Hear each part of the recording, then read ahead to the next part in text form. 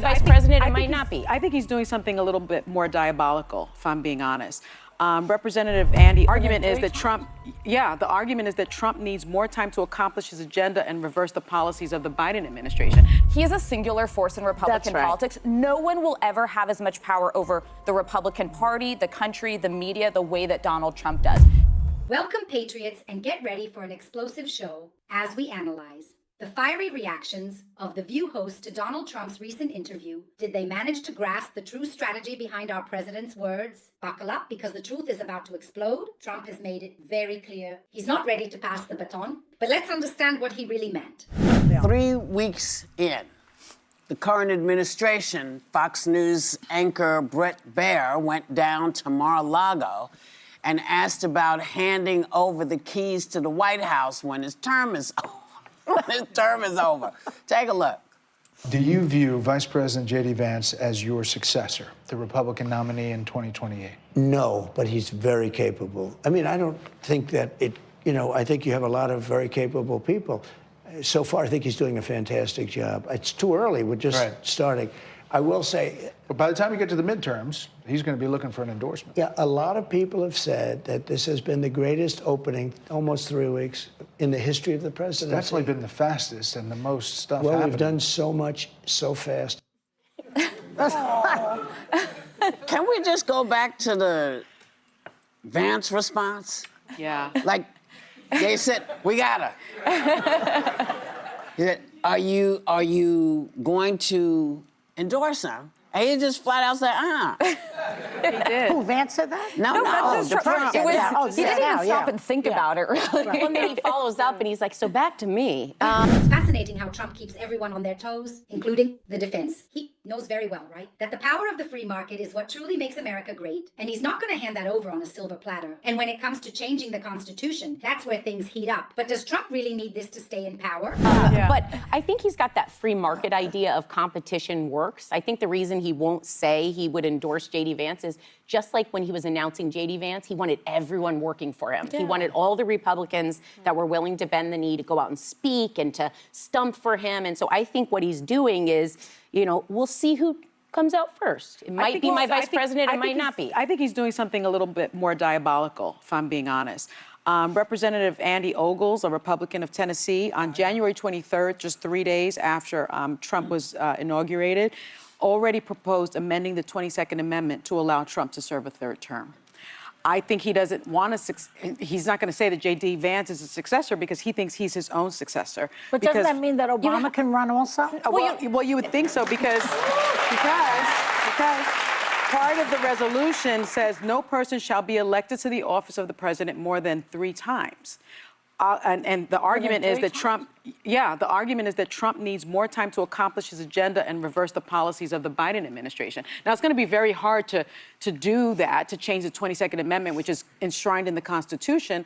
But there are a couple of ways that he could try to get there. He could just try to stay in office, right? But I wouldn't get distracted by that. Trump's idea that he undoubtedly needs a third term is seen as a threat by many, but for others, it's the only way to ensure that his political and comprehensive agenda is fully realized. After all, who else could reverse the damage caused by the Biden administration? Loyalty is indeed the currency of Trump's kingdom, but is Pence truly willing to pay that price?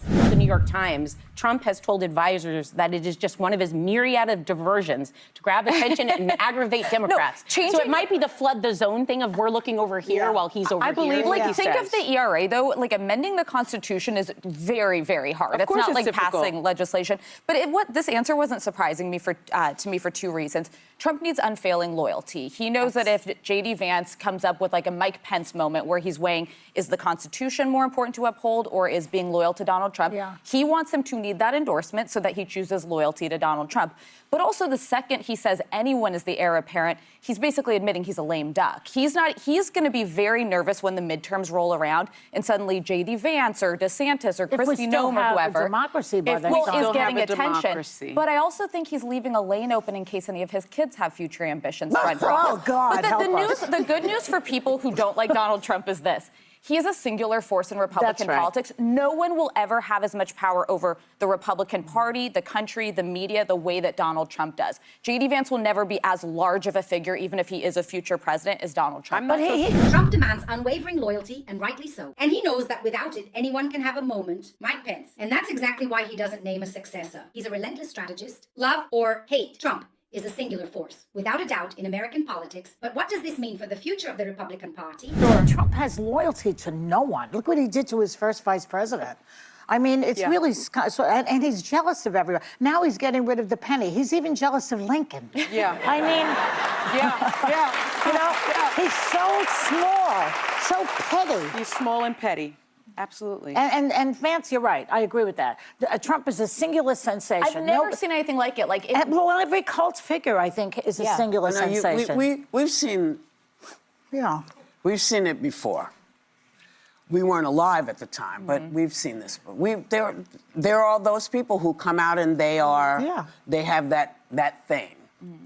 You know, I just find it so interesting because I think he's going to really, because he's put so much power in so many different people's hands, he set them all up to fail. And for him, I said it yesterday, and for him to have no responsibility. So when they say, hey, that guy Elon Musk did this, he said, I don't know, had nothing to do with me. Like when he said, I never heard of Project 2025. Never heard of it. Never saw the book. Don't know what you're talking about. Well, he also lied about this 2025 thing that he's doing. The Project 2025? Yeah, the Project 2025. A lot of what he's doing was in there. Yeah. You just said that. I know, I'm sorry. You know, I'm still a little sick. tired.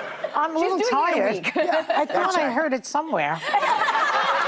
And Trump is, without a doubt, a unique phenomenon. And while many criticize him for being small and petty, he continues to redefine the political landscape with his straightforward and unapologetic approach. And frankly, the Republican Party will never be the same with Trump.